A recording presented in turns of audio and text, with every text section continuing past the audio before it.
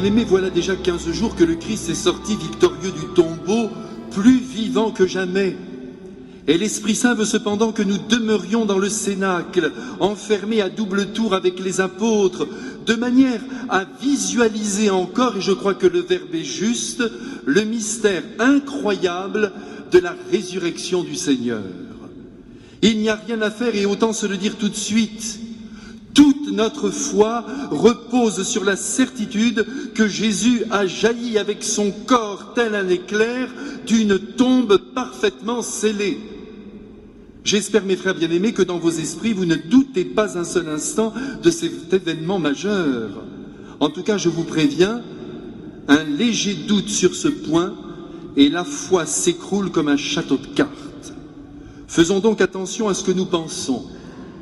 Et s'il nous est difficile, reconnaissons-le, de pouvoir imaginer rationnellement qu'un mort puisse revenir à la vie, la foi vient justement à notre secours.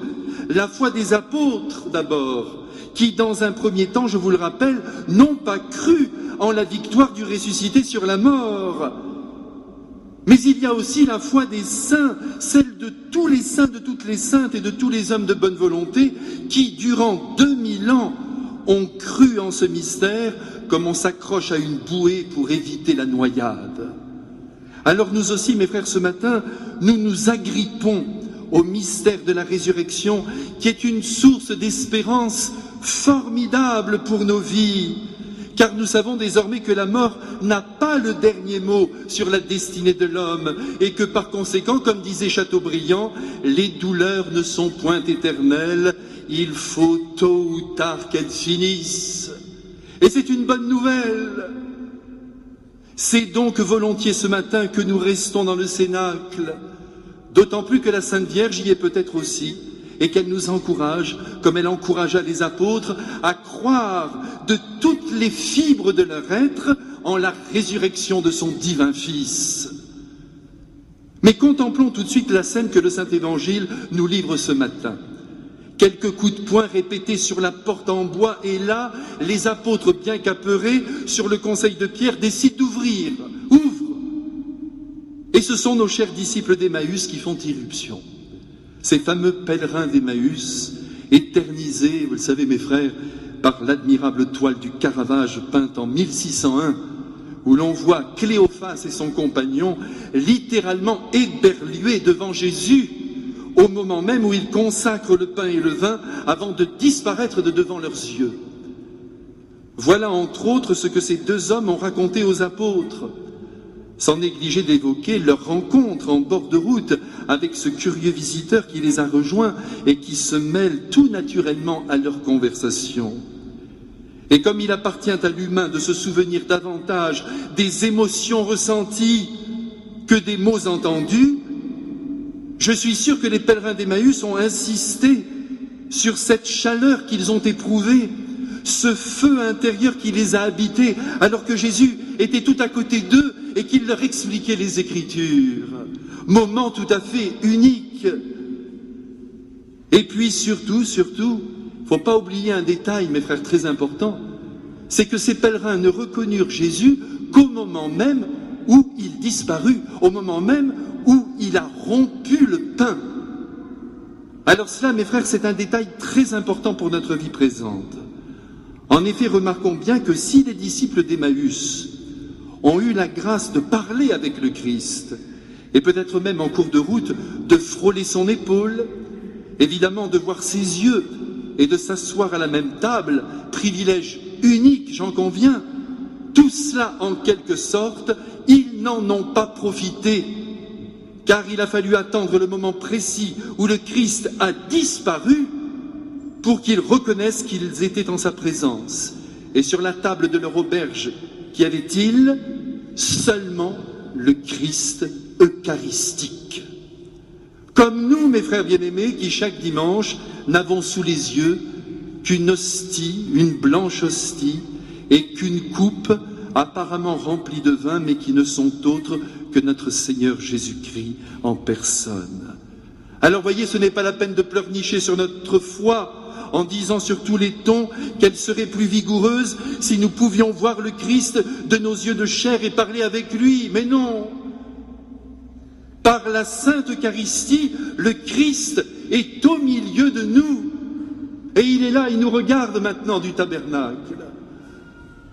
Croyez-le avec moi, mes frères.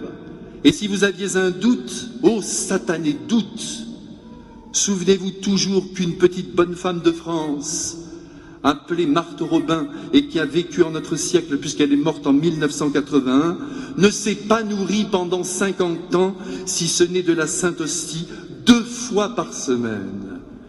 Vous comprenez ici que si l'Eucharistie n'était qu'un vulgaire morceau de pain ou qu'un simple symbole du Christ, elle n'aurait pas le pouvoir de maintenir en vie une créature qui ne se nourrit que d'elle. Et pour étayer encore ce que je vous dis là, je ne veux pas ici rapporter tous les miracles eucharistiques qui jonchent l'histoire de l'Église. Vous connaissez tous ces miracles, et elles sont légion, vous le savez bien. Les hosties qui saignent ou qui se transforment en chair, ou le vin qui devient du sang sur les autels. Non, je ne veux pas rentrer dans ces détails, je ne veux pas recourir à ces exemples, tout simplement parce que vous êtes ce matin dans cette église et que par conséquent vous croyez en ce mystère par la foi. Et cela a une valeur infinie. Tout à l'heure, lorsque vous viendrez recevoir le corps sacré du Sauveur, ce serait merveilleux si vous pouviez redire à Jésus avec moi, parce que moi aussi je vais le faire, lui redire un immense merci d'avoir non seulement réjoui le cœur des disciples d'Emmaüs par sa présence sacramentelle, mais d'avoir voulu demeurer au milieu de nous sous la forme d'une modeste hostie, et cela jusqu'à la fin du monde. Mais quel cadeau Dieu nous a fait là! Et en le mesurant, je repense soudainement à saint Philippe Néri, qui, sur son lit de mort, en voyant approcher le prêtre qui lui portait la sainte communion en viatique, s'écria « Mon amour, donnez-moi mon amour !» Ce sont, mes frères, dans ces dispositions que nous devons recevoir notre Seigneur dans la sainte communion. Par conséquent, aujourd'hui, comme jamais je l'espère, en raison du mystère de la résurrection, qui vient éclabousser de joie notre cœur, nous allons communier au corps du Christ avec une ferveur renouvelée. Je compte sur vous, car je vous rappelle que ce n'est pas un corps mort que nous recevons, mais le corps ressuscité et glorifié du Sauveur, un corps aussi vivant que le nôtre, d'où la nécessité de le recevoir souvent.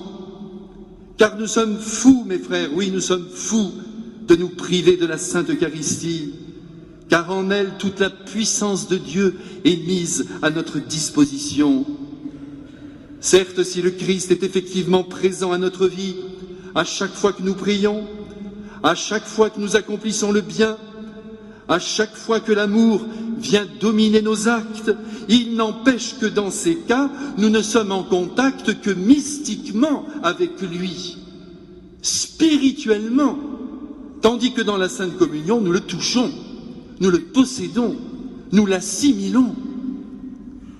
Tenez, permettez-moi cette petite confidence. Souvent, vous savez, je me dis à moi-même, comme prêtre, au long de mes journées, au cours de mes diverses rencontres, j'espère que je donne le Christ. Cependant, je n'en suis pas toujours sûr. Mes limites, mes faiblesses, mes péchés sont là. Et je peux toujours, par mon attitude, défigurer la sagesse que je prétends transmettre. Le seul moment où je suis sûr de vraiment vous donner le Christ, c'est quand je distribue la Sainte Communion. Et là, je suis tout à fait rassuré. Parce que la petite hostie est Dieu. Ne vous laissez surtout pas impressionner par sa simplicité. Ou plus exactement, laissez-vous impressionner par elle, car c'est ce qui est simple qui ressemble le plus à Dieu, et qu'importe d'ailleurs que vous ressentiez ou que vous ne ressentiez pas les effets de la présence de Dieu dans votre âme au moment de la communion. Il suffit de croire en ce mystère pour qu'il déploie en vous toute sa puissance et dynamise tout votre être. Comme je suis heureux, mes frères, d'avoir rappelé cet essentiel qui nous attend chaque dimanche, et chaque jour pour ceux qui le veulent ou qui le peuvent. De leur côté, je suis sûr que les disciples d'Emmaüs ont été fidèles à ce que l'on appelait dans les premières communautés chrétiennes la fraction du pain. À nous maintenant, mes frères, d'emboîter le pas et de ne jamais négliger la rencontre au sommet qu'est la messe du dimanche. Il en va de notre bonheur terrestre, croyez-moi. Et si les hommes aujourd'hui sont malheureux, c'est très simple, c'est parce qu'ils ne communient pas. Et qu'ils vivent, eh bien, que voulez-vous, au niveau des pâquerettes, disons-le. Rien ne soulève leur cœur. Et nous aussi, certains jours, mes frères, nous entrons aussi dans cette mauvaise lumière. Nous restons enfermés sur la réalité humaine. Les disciples d'Emmaüs ont eu à peine le temps de raconter leur aventure, car mes frères, il faut qu'aujourd'hui nous continuions ce récit, que le Christ Jésus, qui aime bien faire ses commissions lui-même, débarque dans le cénacle avec en cadeau sur sa voix et peut-être ses bras ouverts, la paix qu'il offre à sa jeune Église. Et cette paix est évidemment la bienvenue quand on pense au choc émotionnel que les apôtres ressentent en voyant leur maître qu'ils ont quitté la veille froid comme un cadavre et qu'ils retrouvent à présent aussi vivant qu'eux. Jésus immédiatement les rassure, comme il sait si bien le faire en chacune de nos vies, si évidemment, on a recours à lui. Car c'est là le problème, au moment où le drame nous atteint, où les inquiétudes nous gagnent, où les difficultés nous rongent, on cherche tout de suite des appuis humains, alors qu'il faudrait foncer vers le Christ par la prière profonde, et je vous assure que si l'on agissait de la sorte, on serait immédiatement réconforté. Mais nous manquons de foi. Mais attention, mes frères, au-delà de la paix que notre Seigneur est venu apporter aux apôtres, et qui encore une fois se répand tout de suite sur eux, s'il vient les visiter, c'est avant tout pour les faire adhérer pleinement à sa résurrection. Voyez mes mains et mes pieds, dit-il, c'est bien moi, touchez-moi, palpez-moi, je ne suis pas un fantôme. Et là, c'est la joie qui éclate dans les yeux des apôtres. Et cette joie est tellement intense qu'ils se demandent si ce qu'ils sont en train de vivre est bien réel. C'est dire, mes frères, que les apôtres ont connu ici une sorte d'état extatique. Mais cet état ne saura suffire. Jésus veut aller encore plus loin, de manière à bien marquer le réalisme de sa résurrection, et il n'hésite pas alors à demander aux apôtres s'il y a quelque chose à manger. Et là, sur le barbecue, il y a un petit bout de poisson grillé, sans doute d'une saveur exquise, le poisson d'Israël, pêché dans le lac de Tibériade, mais quelle merveille! Et Jésus s'en saisit et le mange devant les apôtres. C'est extraordinaire. Un corps qui traverse les murs et qui mange. Ne cherchez pas à comprendre, mes frères bien-aimés, recevez le mystère en vous souvenant toujours que rien n'est impossible à Dieu et que celui qui un jour a suspendu dans notre système solaire Mercure, Vénus, Mars, Jupiter, Saturne, Uranus, Neptune, peut très bien traverser un mur de part en part et manger un morceau de poisson. Pour lui, c'est un jeu d'enfant.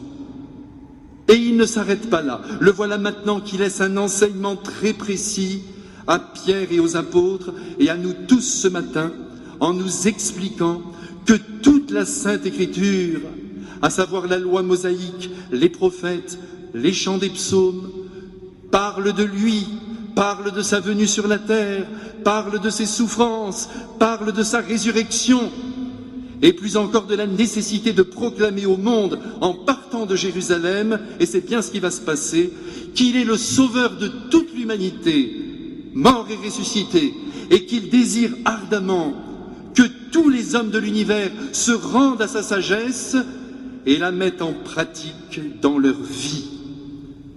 Et oui, mes frères, n'oublions pas que si le Christ est venu sur la terre, c'est certes pour nous sauver, mais il est venu aussi pour nous réapprendre ce qu'est la vie et comment il faut la vivre. À Nazareth, il nous a redit la valeur de notre travail, fût-il pénible ou même très humble. En vivant avec Marie et Joseph, il a montré la valeur indépassable de la famille. Durant sa vie publique, il a révélé par son enseignement que l'amour pour Dieu et l'amour pour les frères est la raison d'être de l'existence humaine. Et par ces guérisons que nous devions travailler le plus concrètement possible au bonheur de ceux qui nous sont proches, en les aidant, en les réconfortant, en les soignant. Par sa passion, il nous a avertis que la proclamation de la vérité pouvait coûter très cher et que si l'on était enfant de Dieu et par conséquent son disciple, on ne pouvait pas faire partie de la bande des lâches, des tièdes et des couards. C'est pas possible. Par ses souffrances, par les angoisses qu'il a endurées, par son atroce douleur sur la croix, il nous a appris à souffrir dans le silence et plus encore dans la confiance. Et par sa sainte résurrection, il a mis à mort le désespoir qui s'enracine toujours dans la perspective d'un tombeau qui détruirait lentement toute la personne humaine. Aussi, mes frères bien-aimés, à la demande du Christ et derrière les apôtres, au monde entier, annonçons combien il est bon d'assumer les exigences de la condition humaine et plus encore révélons la beauté de cette vie qui ne finit pas. En avant, mes frères, oui, allons et marchons sur les chemins du monde en dansant, en riant, en chantant le bonheur d'être immortel.